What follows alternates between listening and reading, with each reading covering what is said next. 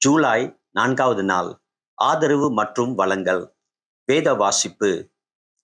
பிலிப்பியர் 4:19. என் தேவன் தம்முடைய ஐசுவரியத்தின்படி உங்கள் குறையெல்லாம் கிறிஸ்து இயேசுவுக்குள் மகிமையிலே நிறைவாக்குவார். இரட்சணிய சேனையின் திட்டங்கள் மற்றும் சேவைகளை நிலைநிறுத்துவதற்கும் விரிவுபடுத்துவதற்கும் வளங்கள் இன்றியமையாதவை. இன்று அவர்கள் சேவை செய்பவர்களின் தேவைகளை தொடர்ந்து பூர்த்தி செய்ய தேவையான நிதி மற்றும் பொருள் உதவிக்காக நாங்கள் ஜெபிக்கிறோம். தேவன் மகிமையில் தம்முடைய ஐஸ்வர்யத்திற்கு ஏற்ப நம்முடைய தேவைகளை பூர்த்தி செய்வதாக வாக்களிக்கிறார்.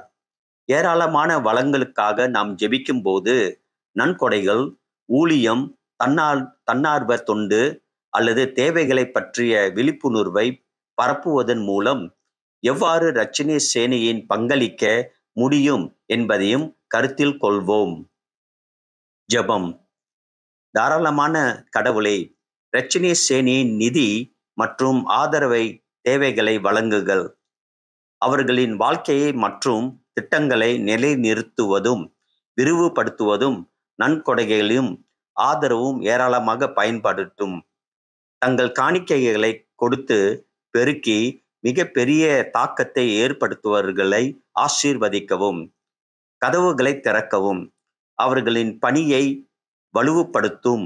புதிய வளங்கள் மற்றும் உங்கள் பணியை ஆதரிப்பதன் மூலம் கிடைக்கும் மகிழ்ச்சியை எங்களுக்கு நினைவூட்டுகிறது.